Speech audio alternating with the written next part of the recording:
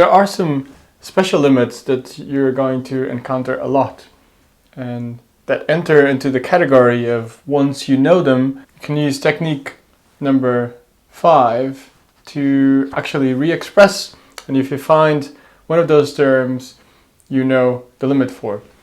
Those are two, one involving sine x over x when x goes to 0, and also one involving cosine.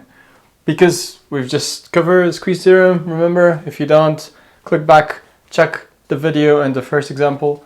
We're going to use squeeze theorem to bracket sine x over x in the vicinity of x equals 0. So here it won't be a general point, it will be a specific point. And we're going to find the value of that limit. So let's try it. What we want to calculate is this kind of special limit that is the limit when x goes to 0 of sine x over x. The problem with calculating this limit is, of course, if you follow the list of ways you can solve limits, you can start by subbing in, and what you get is something that is not defined. You get 0 over 0. You could also think to start off and saying something like, okay, well, sine x goes from +1 to -1, and trying to use the simple example where we had x squared times sine and then something.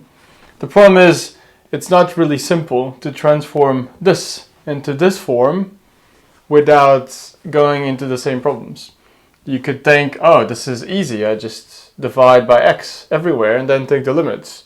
But then the limit of -1 over x when x goes to 0 would be -infinity and +infinity. So yeah, great.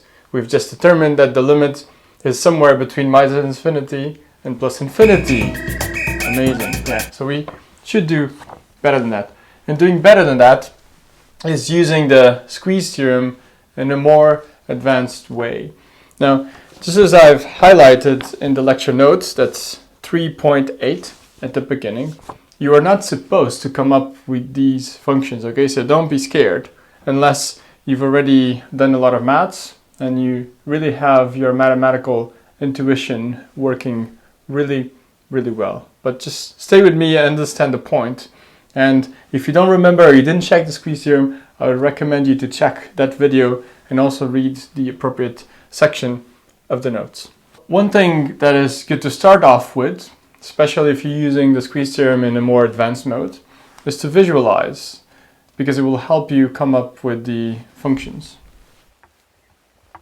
And if you use rho from alpha or anything else, you will see that sine x over x, the vicinity of x equals 0, actually does something like this.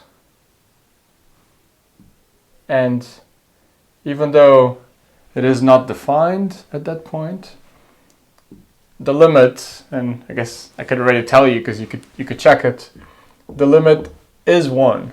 What we need is a mathematically rigorous way to show that the limit is 1. One way to do this actually is to expand sine x in, for example, a Taylor series and understand that this would be 1. This is not part of the constants of physics 1-on-1, but the squeeze theorem is. And we're going to use it to find this limit.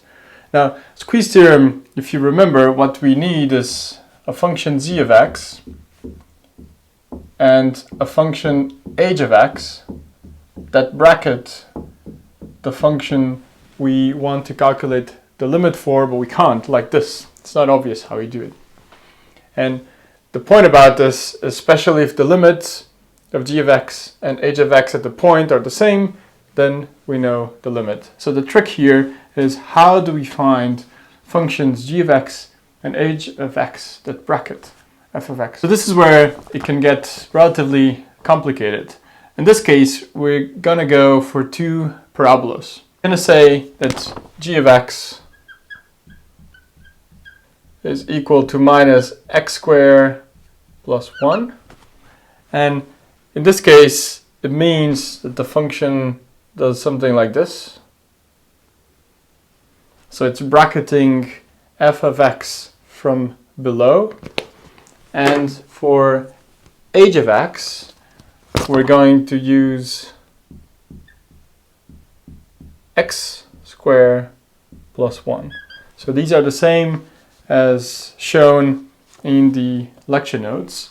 And in this case, x squared plus 1 is a parabola just offset by 1. Looks something like this. And in the lecture notes, because these have been done in a computer, which computers are definitely better than me at sketching functions, they will look a little bit better, but hopefully you get the point.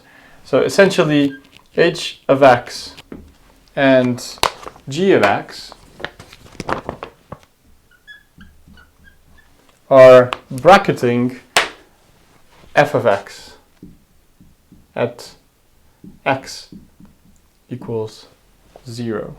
So we are in the conditions of the squeeze theorem, and we need to see whether this really helps.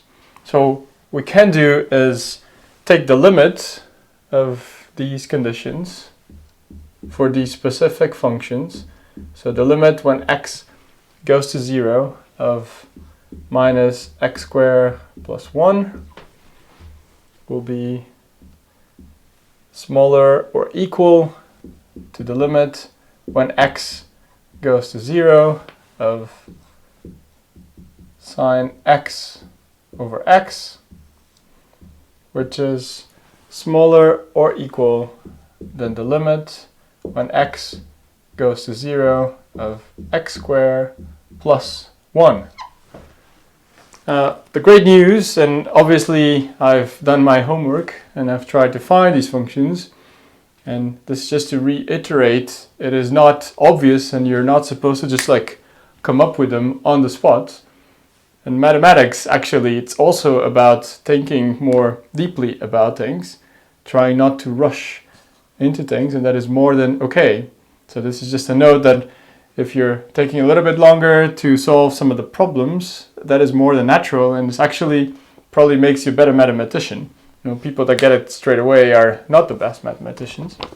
This limit is something you can solve with number 1 on the list of things to do to solve limits, which is just to plug it in. So in this case, if you plug in 0, you get 1, which means 1 is lower or equal to the limit when x goes to 0 of sine x over x, which is lower or equal, again you sub in and you get 1. So under these conditions, it is quite obvious that this implies that the limit when x goes to 0 of sine x over x is 1. And this is something that you will be able to use for any demonstration or calculating limits going forward. You do not have to do this full demonstration of using these parabolas to bracket the function. You can just use the result, but it is very important to understand how we got it, and also that the squeeze theorem can be applied for more complicated things beyond just simply starting with sine x that varies from +1, -1, and then rearranging it. But again, pointing out that coming up with these functions is not trivial. Have a look at the notes, make sure you understand. If you have questions, please ask, and also use both Teams and our online live sessions to discuss them. Another application that this limit actually has is allowing us to obtain another kind of fundamental limit that we can use that is very similar but involves cosine of x instead. So let's have a go at it.